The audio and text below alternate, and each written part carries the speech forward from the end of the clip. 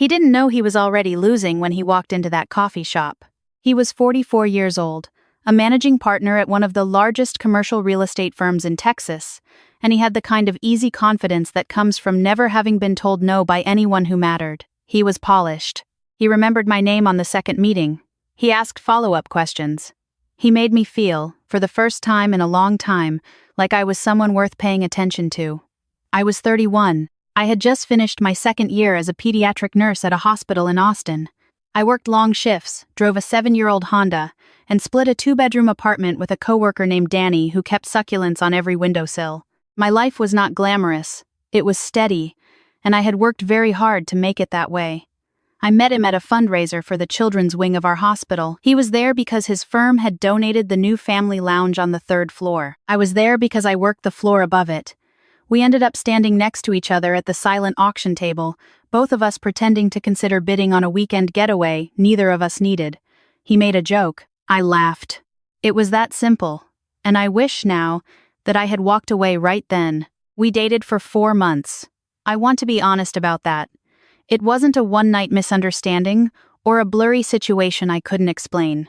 We went to dinner. We drove out to Fredericksburg one Saturday and tasted wine and talked about our families. He told me about his 2 adult kids from his first marriage, grown and living in other states. He told me he was 51 and had been divorced for 6 years, and that he was, in his words, finally at a place where he had room for something real. I believed him. That is the part that still sits heavy in my chest when I think about it. I genuinely believed him. He never introduced me to anyone he knew. I told myself that was just how private people operated. He always had a reason to leave before midnight. I told myself that was just the schedule of a busy man. There were signs I chose not to read, because I wanted the story I was telling myself to be true. I found out I was pregnant on a Tuesday morning in March, standing in the bathroom of my apartment while Danny was already at work. I sat on the edge of the tub for a long time. I was scared. I was also, underneath the fear, something I didn't expect. I was not destroyed by it. I had always wanted children. The circumstances were wrong, but the feeling that moved through me in that quiet bathroom was not despair. It was more complicated than that. I called him that evening. I drove to a park near my apartment and sat in my car and called him, because I didn't want to be inside 4 walls when I had that conversation. He was quiet for a moment. Then he said he needed a few days to process. I said that was fine. I thought that was reasonable. I thought we were 2 adults who would figure something out together. He came to my apartment 4 days later. He sat across from me at my kitchen table, and I noticed for the first time that he was not quite looking at me directly. He was looking slightly past me, at the wall behind my head, the way someone does when they have already rehearsed what they're about to say. He told me he wasn't in a position to be a father again. He said it carefully, with a kind of managed sympathy, like he was delivering a business decision he hadn't personally made. He said he would of course cover all medical costs. He used the word handle. He said he wanted to make sure everything was handled properly. He put an envelope on my kitchen table. I looked at the envelope. I didn't open it. I asked him what was inside. He said it was enough to take care of everything and get back on my feet. He said he had spoken to someone he didn't say who and that this was the cleanest way through. I asked him what he meant by cleanest. He looked at the table. He said he meant for both of us. I picked up the envelope. I held it for a second. Then I set it back down in front of him, and I told him to take it with him when he left. He started to speak, and I told him a second time to take it and go. He left. I sat at that table for a long time after I heard my front door close. I want to tell you that I was strong and clear-headed from that moment forward. That's not entirely true. I cried that night, and a few nights after that. Not because of him. I had understood something about him that evening that made whatever feelings I'd had condense into something much smaller and colder. I cried because I was 31 years old and pregnant and alone, and I was running the math in my head and trying to figure out how the numbers worked, and some nights they didn't. I told Danny. She sat with me on the couch and she didn't say anything for a long time, and then she said, "Okay, what do you need first?" That is the best kind of friend. I want you to know there was someone like that in this story, because sometimes these stories make it seem like the woman walks through everything alone, and I didn't. Not entirely. I made an appointment with my OB. I was 8 weeks along. Everything looked normal. I asked about my options, all of them, because I needed to understand the full picture before I could decide anything. My doctor was patient and thorough and did not make me feel small for asking. After that appointment, I sat in the parking garage for 20 minutes, and then I drove home and I knew what I was going to do. I was going to have my baby. What happened next is not something I had planned for, because I had not planned for any of this, but it changed the shape of everything. At my 10-week appointment, during the ultrasound, my doctor got quiet in the focused way that doctors get quiet when they are counting something. Then she turned the screen toward me and pointed. There were two. I stared at the screen for a long moment. My doctor said something about identical twins, about how this happens, about what it would mean for the pregnancy.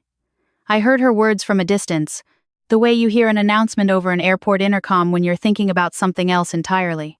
I looked at those two small outlines on the screen and I felt something shift in me that I still don't have the right word for. I cried in the car again. But these were different tears. I did not contact him. I had made my decision without factoring him in, and I intended to keep it that way. But about 2 weeks later, I got a phone call from a number I didn't recognize. The woman on the line introduced herself as the personal assistant to someone I will call Mr. Hargrove. She said, "Mr. Hargrove would like to meet with me at my earliest convenience to discuss a matter of mutual importance." I said I would think about it. I want to be transparent. Part of me considered not meeting him at all. Part of me thought about contacting a lawyer first, before I did anything else. I should have done that second thing. I didn't. Because I think I still had some small idea that there was a version of this where two people behaved like adults and worked something out without it becoming something larger and harder. We met at a restaurant near downtown Austin. He was already seated when I arrived, which I noticed. He stood when he saw me, and he was dressed well, and he had brought someone with him, a man in a dark jacket who was introduced to me as an associate. I understood immediately that the associate was there to watch and to listen and possibly to be a witness to my reaction. I sat down. I ordered water. I waited. Mr. Hargrove said he had learned he used the word learned as if it were information he'd received through neutral channels that I was expecting twins. He said he wanted to be straightforward with me. He said he was a man with significant responsibilities and a professional reputation that he had spent decades building, and that he hoped I would understand the position this situation placed him in. He said he wanted to resolve things in a way that was fair to me. He slid a folder across the table. Inside was a document I wasn't meant to read carefully right then. I was meant to feel the weight of it, the formality of it, the suggestion of legal language and finality. There was also a figure. It was written clearly, not buried. $2 million, to be paid in 2 installments, in exchange for a full and permanent agreement that neither I nor any child would make any legal claim against him or his estate, now or in the future. $2 million. I closed the folder. I told him I would need time to review it. He nodded as if this were a reasonable business meeting and said of course, and that his associate would be in touch. I left the restaurant, walked to my car, and sat behind the wheel without starting the engine for a long time. I wasn't in shock, exactly. I was doing something more deliberate than that. I was paying attention to what I felt. And what I felt, underneath everything else, was a clarity I hadn't expected. He had just told me, in the language of money and documents, that the lives of my children had a price. He had decided that number was $2 million. He had brought someone to watch me hear it, to measure how I responded. I started my car and I drove to my apartment. That evening I called a family law attorney that Danny's cousin had recommended to her years ago for something unrelated. I left a message. She called me back the next morning. Her name was Margaret. She was direct in the way that good attorneys are direct, not unkind but without cushioning. She asked me to bring everything I had. I brought the folder from the restaurant. I brought the original envelope I had refused at my kitchen table. I brought 4 months of text messages. She read through everything carefully. Then she looked at me and said, "He made a significant error." I asked her what she meant. She said that by initiating direct contact, by presenting a written offer with a specific figure, and by doing so without legal representation formally involved on my side, he had created a record. She said the texts from the previous 4 months established the relationship clearly. She said that in Texas, paternity cases involving high-income earners operate differently than many people assume. She explained that child support in high-income cases is not a flat number it is calculated, and courts have discretion when the standard formula doesn't adequately serve the children's needs. She asked me what his firm earned annually. I told her what I knew, which wasn't precise but was enough. she said. He should have thought more carefully before putting a number on paper. We filed first. I want you to understand what that means, in practical terms. It means we chose the timing. It means that the first legal action in this matter was mine. Margaret explained that this mattered, that it established the posture of the entire proceeding, that I was not responding to him, that I was acting. A licensed process server delivered the documents to his office on a Thursday morning. I later heard, through a detail Margaret shared with me, that the delivery interrupted a meeting with a senior partner from a firm he had been courting for months. I did not feel sorry about that. I want to be honest about that too. What followed was several months of a legal process I will not pretend to fully understand even now. I had Margaret, and she understood it, and I trusted her. His attorneys filed responses. They contested the paternity, which Margaret said was a standard tactic not because there was genuine doubt, but because it extended the timeline and added cost and pressure. She had anticipated it. We requested a prenatal DNA test. In Texas, it is legally permissible, and the technology for non-invasive prenatal paternity testing has made it significantly more accurate and available. His attorneys delayed the scheduling of the test twice. The judge was not pleased. I was 27 weeks pregnant when the results came back. The match was 99.998%. Both children. His attorneys went quiet for about 10 days after that, and then they came back with a settlement offer. It was more than the $2 million from the restaurant, considerably more. Margaret looked at it, set it down, and said, "They're scared." She recommended we decline and continue to trial. I want to tell you that I was completely calm and certain throughout all of this. I wasn't. There were days when the cost of all of this, not just the financial cost, which Margaret was managing carefully, but the emotional cost of being 31 and visibly pregnant, and sitting in a lawyer's office talking about a man who had looked me in the eye over a folder of documents and told me what he thought my children were worth. There were days when that weight was very real.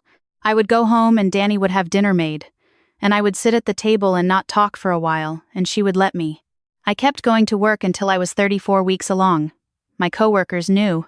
The floor I worked on was full of women who had seen difficult things and who were not easily impressed, and they were kind to me in the specific, practical way that nurses are kind. They covered my longer shifts without being asked. They made sure I was eating. They didn't make it a bigger conversation than I needed it to be on any given day. My daughters were born in September. They were 4 weeks early, which is common with twins. They were small, but they were healthy. They spent 11 days in the NICU before I could bring them home. I sat next to their little beds every hour I wasn't required to sleep, and I watched them, and I thought about all the decisions that had led to this room, and I did not regret a single one. The trial was scheduled for November. He showed up with 3 attorneys. Margaret showed up with the text messages, the DNA results, the restaurant folder, and a financial forensics expert who had spent 6 weeks analyzing his firm's earnings structure. She was thorough in a way that was almost beautiful to watch. His lead attorney argued that his client had acted in good faith, that he had offered support, that the figures being proposed by my team were excessive and punitive. Margaret stood up and said, in a tone that never rose above conversational, that the court was not being asked to punish anyone. The court was being asked to provide for 2 children whose father had, on 2 separate occasions, offered money specifically to ensure they would not exist. She said the children existed. She said they were 11 weeks old and they were in the courtroom with their grandmother, and they had names. The judge looked at the table. He was a man in his 60s who had been on the family court bench in Travis County for a long time. He had seen versions of this story before. He looked at the financials. He looked at the DNA results. He looked at the folder from the restaurant. He asked Mr. Hargrove's lead attorney a series of questions, and the answers to those questions did not do Mr. Hargrove any favors. The judgment came down 3 weeks later. Child support was set at a level that reflected his actual income, not the capped amount his attorneys had been angling toward. There was a separate provision for medical and educational expenses. There was a legal acknowledgement of paternity that became part of the permanent record. There was a stipulation that any attempt to relitigate within 2 years without material change of circumstance would result in fee shifting. Margaret called me when the judgment came through. She read me the numbers. I was sitting in my kitchen, nursing my daughter while the other one slept in the next room. I didn't say anything for a moment. Then I asked her to repeat the child support figure. She repeated it. I said, "Thank you." She said, "You did the hard part. I just knew the law." I think about that sentence sometimes. I think about the fact that for months, I had been operating in a world that was designed to make me feel like the smaller party. The envelope on my kitchen table, the folder in the restaurant, the associate sitting there to watch my face. All of it was engineered to make me feel like I was reacting, like I was a problem being managed, like the correct response was to take what was offered and be quiet about it. I was not the smaller party. I want to say something to anyone listening who has been handed an envelope, or a folder, or a number on a page and told it was fair. The number is not the offer. The number is what they've calculated they can get away with. It is not the ceiling of what you are owed. It is the floor of what they hoped you would accept before you knew any better. I learned something else through this that I didn't expect.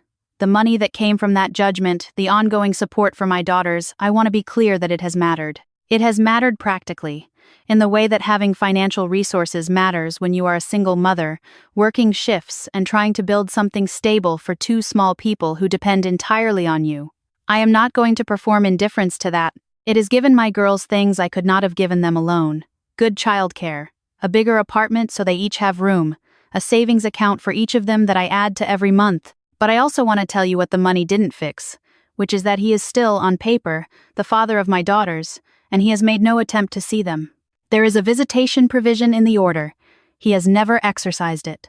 I have complicated feelings about that, because my daughters are real people who will one day be old enough to ask questions, and I will have to answer them honestly. I think about that more than I think about anything that happened in that courtroom. What I know is this.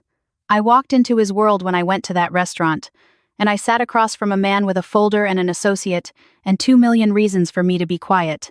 And I left without signing anything. I walked into Margaret's office the next morning. I made one decision, and then another, and then another, and those decisions stacked up into something I could stand on.